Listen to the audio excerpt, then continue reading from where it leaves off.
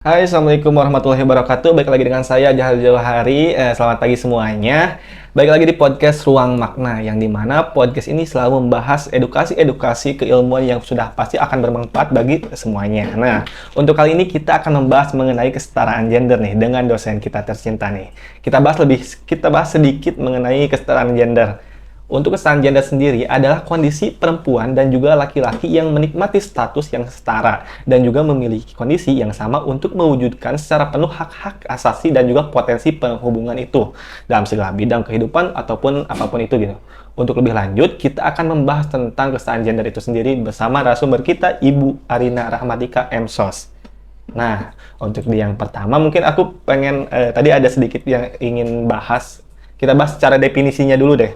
Menurut Ibu sendiri, apa yang dimaksud dengan kesetaraan gender dan juga mengapa topik ini harus dibahas gitu di podcast ini? Oke, jadi membahas tentang kesetaraan gender, dari kata-katanya sendiri itu kan ada setara ya. Iya. Jadi setara itu di sini bisa dimaknai sebagai adil gitu. Jadi ada hal yang menjadi titik utama dalam kesetaraan gender, yaitu bagaimana kemudian perempuan maupun laki-laki itu bisa setara gitu. Jadi setara di sini itu yang di luar dari kodratnya gitu. Maksudnya gimana? Perempuan itu kodratnya cuma 5. Melahirkan, menyusui, nifas, sama menstruasi. Di luar dari itu, berarti laki-laki maupun perempuan itu seharusnya diberi ruang yang sama. Kayak gitu. Termasuk dalam hal ini adalah bagaimana ketika kita melihat segala sesuatu itu dengan sudut pandang yang netral. Gitu. Jadi misalnya gini, pendidikan nih contohnya, dulu itu perempuan itu nggak boleh tuh sekolah gitu, sekolah tinggi-tinggi karena nanti endingnya cuma di rumah aja, jadi ibu rumah tangga kayak gitu. Nah, padahal esensi dari sekolah itu tuh bukan untuk kemudian kerja atau menunjukkan harkat martabat gitu. Tapi sekolah itu kan untuk menuntut ilmu, sedangkan menuntut ilmu itu bagi laki-laki maupun perempuan itu sama-sama menjadi hak gitu. Nah, itu contoh ya. Jadi di mana kita melihat segala sesuatu di dunia ini itu berdasarkan dari sudut pandang laki-laki maupun perempuan. Misalnya, oh iya Bu, nanti kalau misalnya perempuan sekolahnya ketinggian gitu, nggak ada laki-laki yang mau. Biasanya kan kayak gitu ya. Atau akhirnya pada insecure perempuan-perempuan itu untuk sekolah misalnya. Nah, mari kita lihat secara netral gitu ya. Apakah kemudian itu berlaku juga untuk laki-laki? Gitu. Laki-laki sekolahnya tinggi nih. Terus ada nggak laki-laki yang insecure gitu ketika sekolahnya ketinggian misalnya? Malah enggak kan? Malah sebaliknya, bahwa laki-laki yang semakin tinggi jabatannya, semakin banyak uangnya gitu, semakin tinggi sekolahnya itu punya value yang tinggi. Sedangkan kalau perempuan semakin tinggi pendidikan, semakin tinggi jabatan, itu dirasa tidak mempunyai value, karena value-nya atau nilainya itu hanya dilihat dari di rumah aja gitu. Kurang lebih seperti itu.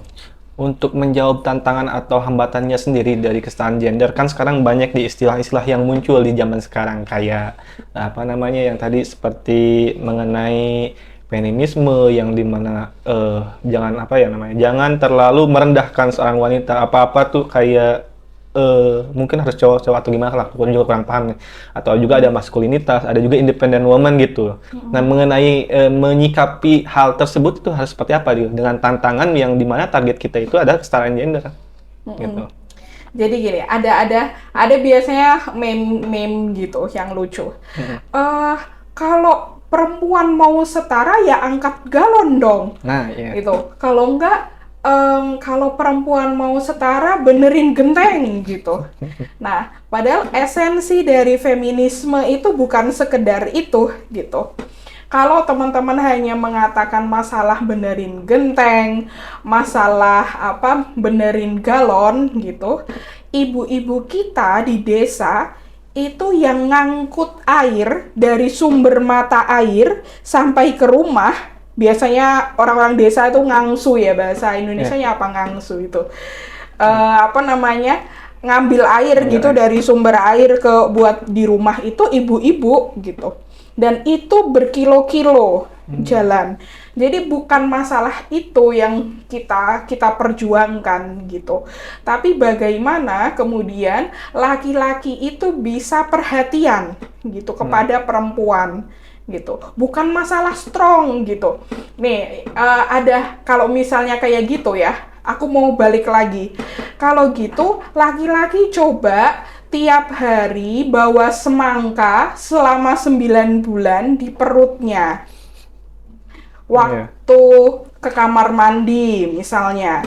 Atau buat sujud aja, coba bayangin. Sujud bawa semangka di perutnya itu selama 9 bulan. Dan merasakan gimana kontraksi ketika melahirkan itu. Gitu. Jadi kita nggak bisa kemudian menyamaratakan secara kasat mata gitu. Tapi bagaimana kemudian kita memberikan ruang kepada perempuan untuk bebas mengekspresikan apapun keinginannya gitu. Itu esensi dari feminisme kayak gitu. Nah, sedangkan maskulinitas itu maskulin ya, dari kata-kata maskulin. Jadi biasanya kalau cool gitu, cowok ganteng gitu, atau cowok keren gitu ya, dikira itu sebagai cowok yang yang maskulin gitu, yang kebanyakan kalau misalnya kamu bisa selingkuh gitu, biasanya kan ada kayak gitu tuh, laki-laki kalau pacarnya lebih dari satu itu tuh maskulin banget itu tuh. Keren banget itu kayak gitu. Nah, yang kayak gitu itu yang perlu untuk untuk didobrak gitu ya, bahwa dengan kalian merendahkan perempuan gitu, itu berarti kalian juga merendahkan ibu-ibu kalian secara tidak langsung gitu. Jadi yang aku nggak habis pikir ya, 2024 ini banyak banget berita tentang selingkuh gitu.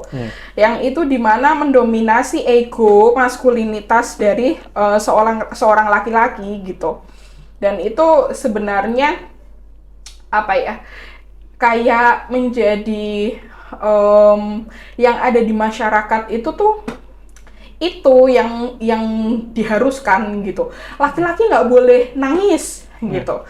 Laki-laki tuh harus lebih dari satu istrinya kayak gitu. Nah, yang kayak gitu itu perlu untuk kita pikirkan ulang gitu, bagaimana sekarang itu beda dengan dulu kayak gitu. Terus yang terakhir mengenai independent woman. Independent woman itu sebagai suatu gerakan, salah satu gerakan feminisme di mana perempuan itu diharapkan untuk menjadi orang yang independen. Independen di sini berarti dia sadar penuh atas keputusannya, gitu. Sadar penuh atas keputusannya itu seperti apa?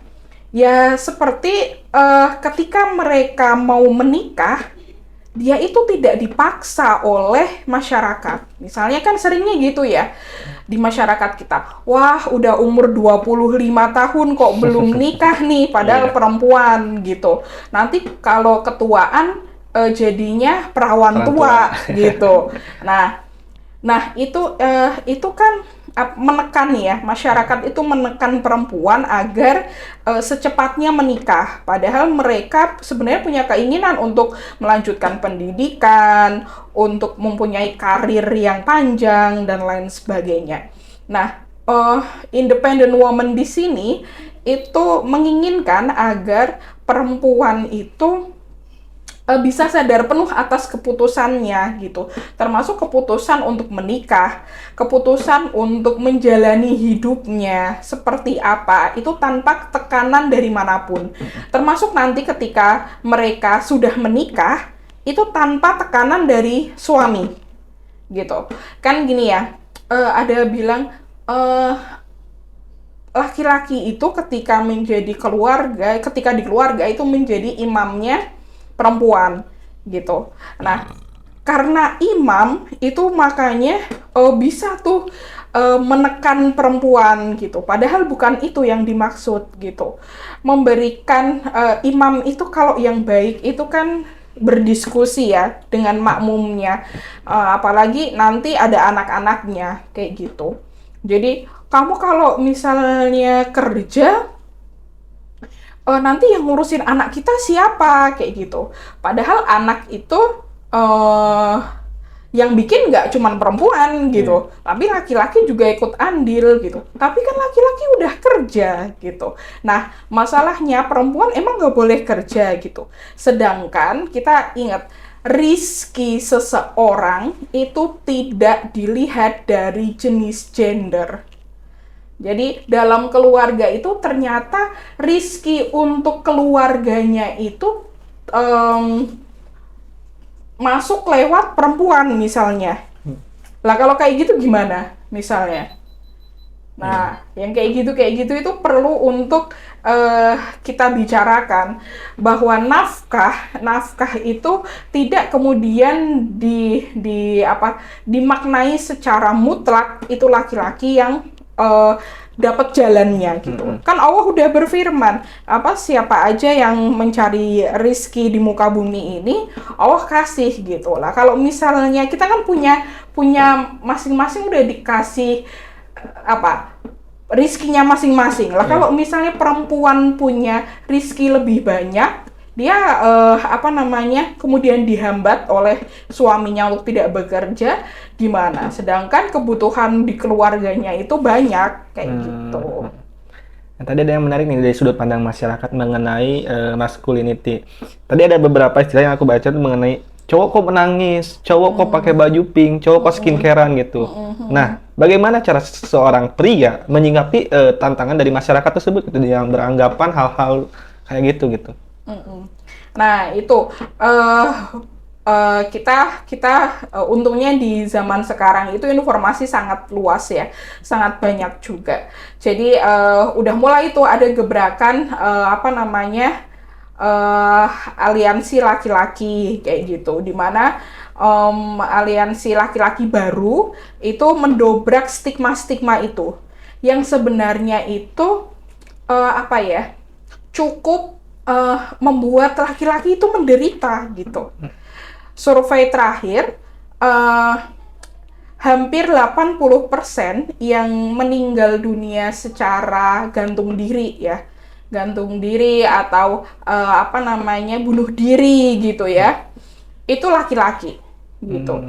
Setelah kita lihat gitu, alasannya karena apa? Karena laki-laki itu dari awal distigmakan oleh masyarakat itu nggak boleh mengeluh, nggak boleh nangis, nggak boleh cengeng kayak gitu. Nah itu kan padahal nggak ada itu mengeluh cengeng itu hanya untuk perempuan misalnya. Kita juga berhak sebagai manusia, itu yang namanya manusia nggak harus strong ya, ada saatnya turun, nanti juga naik lagi. Nah yang kayak gitu itu perlu kita informasikan ke masyarakat gitu lah. Kalau misalnya gimana Bu laki-laki itu biar bisa mengatasi itu, ya harus mengedukasi atau menginformasikan kepada masyarakat bahwa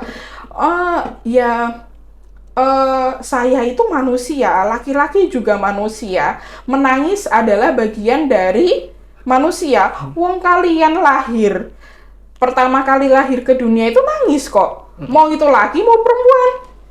Iya kan? Nggak kemudian karena bayi laki-laki terus nggak nangis pas keluar gitu kan? Kan enggak gitu. Jadi itu udah fitrah, udah anugerah dari Allah untuk, makanya ada air mata kayak gitu. Kalau nggak ada kan Allah udah kasih tuh di mata laki-laki itu nggak ada air mata gitu.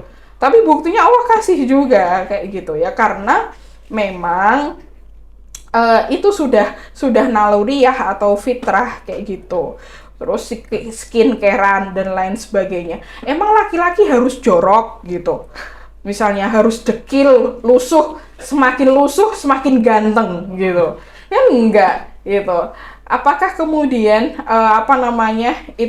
itu sangat jauh berbeda ya sama yang kita Islam ajarkan, bahwa kebersihan itu bagian dari iman kayak gitu. Nah, kurang lebih seperti itu. Iya. Nah, sekarang kita lihat ke negara kita sendiri nih, Bu. Tadi ada pembahasan mengenai parlemen nih. Seperti yang kita ketahui bahwasannya ketua-ketua partai itu cenderung lebih banyak pria. Bahkan di kursi pemerintahan juga cenderung lebih banyak pria. Kalau nggak salah juga emang jatah untuk kaum perempuan tuh lebih sedikit daripada kaum pria tuh. Berapa persen? 75-25 kalau nggak salah. Nah, bagaimana kita mencapai kesetaraan gender kalau dari segi penempatan tersebut aja sudah tidak seimbang gitu antara pria dan wanita gitu? Iya, pertama kita harus melihat secara parlemen itu perempuan secara fisik gitu memang tidak diakomodir oleh pemerintahan. Termasuk kita menyayangkan di antara cawapres dan capres, itu nggak ada perempuan sama sekali. Bahkan di debat capres-cawapres, isu tentang perempuan, isu-isu minoritas ya, termasuk isu tentang perempuan, difabilitas gitu, dan lain sebagainya itu nggak masuk gitu dalam pertanyaan-pertanyaan yang diajukan untuk cawapres dan capres gitu. Padahal perempuan di Indonesia itu lebih dari 50% gitu. Sedangkan kan ada yang bilang tuh laki-laki ya, aku jadi inget yang tadi. Laki-laki tuh harus punya istri lebih dari satu. Karena di dunia ini 1 banding berapa? 1:3 atau 1:4 gitu. Enggak berlaku di Indonesia, karena di Indonesia perempuan lebih banyak, lebih dari 50% kayak gitu di masyarakat Indonesia kayak gitu. Nah, walaupun gini, saya menggarisbawahi begini, di parlemen walaupun saya berharap ya, walaupun perempuan secara fisik itu tidak banyak hadir di kursi parlemen, karena gini, atmosfer politik pemerintahan itu tidak mendukung perempuan untuk berada di perpolitikan. Contohnya gini, rapat tengah malam itu tidak mendukung perempuan, tidak memberikan ruang kepada perempuan. Karena apa? Karena ketika malam yang cenderung untuk menina-bobokkan atau menyusui, misalnya bagi ibu-ibu yang menyusui yang masih punya bayi kecil, itu ibu-ibu perempuan gitu. Kalau laki-laki kalau malam memang nggak ada kerjaan gitu. Tapi kalau ibu-ibu apalagi yang menyusui itu mesti ada kerjaan. Itu contoh pertama. Yang kedua, tidak ada ruang laktasi di pemerintahan. Ruang laktasi itu ruang ibu menyusui ya. Ruang ibu menyusui, ruang daycare, penitipan anak itu sangat tidak ramah gitu. Jadi di ruang pemerintahan ibu-ibu itu kayak nggak diberikan ruang gitu. Gimana mau jadi parlemen kalau misalnya dia itu harus menyusui, kalau ibu-ibu yang masih punya bayi kecil itu harus menyusui 3 jam sekali. Nah, nggak mungkin kan bolak-balik dari rumahnya ke kantor gitu. Kalau misalnya anaknya harus dititipkan ke daycare gitu. Seharusnya pemerintahan, kantor-kantor pemerintahan itu menyediakan layanan daycare atau ruang laktasi. Jadi ibu-ibu rapat itu sebelahnya ada ruang laktasi, jadi bisa nyusuin sebentar kayak gitu. Nah, jadi kenapa kemudian aku memahami itu, kenapa kemudian banyak perempuan yang tidak mau masuk ke parlemen, karena secara atmosfer, secara di kelembagaan pemerintahan itu tidak mendukung adanya perempuan di pemerintahan. Itu baru masalah apa? Masalah ini ya, sepele ya, maksudnya masalah fisik ya. Terus yang berikutnya yang paling membuat perempuan malas ke pemerintahan itu apa ya, pendapatnya atau apapun yang dikatakan oleh perempuan di kursi parlemen itu sering disanggah oleh laki-laki karena merasa kamu ini perempuan di sini juga karena kamu cantik banget kayak gitu. Kan ada tuh beberapa parlemen artis perempuan yang masuk ke parlemen karena apa ya? Karena kecantikannya doang gitu. Nah, itu yang kemudian tidak bisa mewakili suara perempuan kayak gitu. Nah, tapi kemudian kita berharap dengan laki-laki yang duduk di parlemen, dia punya mindset, punya ide atau punya pemikiran yang itu juga memperjuangkan perempuan gitu. Jadi nggak harus perempuan yang duduk di parlemen, tapi ada ide atau gagasan yang memperlihatkan dukungan untuk perempuan itu udah cukup sih kayak gitu. Walaupun itu memang harus didorong penuh ya, kan beda ya. Kalau kita yang mengalami pengalaman kita sebagai perempuan, kemudian kita suarakan dengan laki-laki yang nggak mengalami pengalaman itu, kayak gitu. Itu kan beda. Nah, tapi kita berharap sih, ya terpenuhinya 70% kuota itu memang susah banget. 30% aja udah susah itu. Dari awal diketok palu mengenai 30% parlemen perempuan sampai tahun ini itu nggak pernah terpenuhi 30%. Kayak gitu. Gitu sih. Untuk mengatasi untuk mempromosikan lebih dari yang tadi kita bahas dari awal sampai akhir tuh, untuk bagaimana sih kita mencapai tingkatan, karena kan di Indonesia sekarang tuh peringkat ranking ke 93 di dunia. Nah, untuk kita mempromosikan mengenai kesetaraan gender itu dengan cara apa gitu, kalau boleh tahu. Ini juga mungkin yang akan kita sampaikan kepada teman-teman yang mungkin menonton video ini gitu. Bagaimana ya? Iya. Apa ya? Yang pertama, ada banyak cara ya untuk menyampaikan isu kesetaraan gender. Walaupun perjuangannya juga cukup hebat gitu ya. Termasuk UU TPKS, Undang-Undang Tindak Pidana Kekerasan Seksual yang berjuang puluhan tahun baru disahkan tahun kemarin gitu. Itu one step closer sih. Salah satu step yang langkah maju perempuan gitu. Walaupun kita juga harus mengawasi bagaimana UU itu berlaku di masyarakat kayak gitu. Nah, yang kedua, semakin banyak teman-teman laki-laki yang membantu untuk mempromosikan atau mengkampanyekan tentang kesetaraan gender, itu akan banyak yang didengar gitu. Beda ketika perempuan yang menyuarakan kayak gitu. Itu aku juga nggak tahu kenapa ya. Mbak Najwa Shihab itu sampai bikin TV sendiri gitu. Ya karena itu gitu. Karena pingin memperlihatkan bahwa perempuan itu bisa jadi kameramen. Kan dulu kameramen tuh harus laki-laki. Kayak gitu. Perempuan itu cuman bagian di belakang layar, bedakin kayak gitu, kayak make upin kayak gitu. Nah, bahkan isu-isu yang diusulkan Mbak Najwa Shihab yang termasuk terakhir ya tentang narasi tentang perempuan itu, coba teman-teman lihat komen-komennya. Komen-komennya itu udah padahal seorang Najwa Shihab ya, maksudnya dia salah satu independent woman kan, disudutkan oleh laki-laki gitu. Nah, Padahal secara karir nih, Iya. mungkin lebih tinggi gitu dibandingkan orang-orang yang komentar haters itu gitu. Tapi ya kayak gitu perjuangan bagaimana memperjuangkan hak-hak perempuan itu memang masih terus berproses kayak gitu.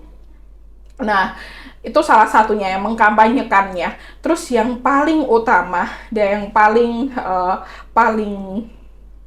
saya tekankan gitu, adil sejak dalam pikiran kayak gitu.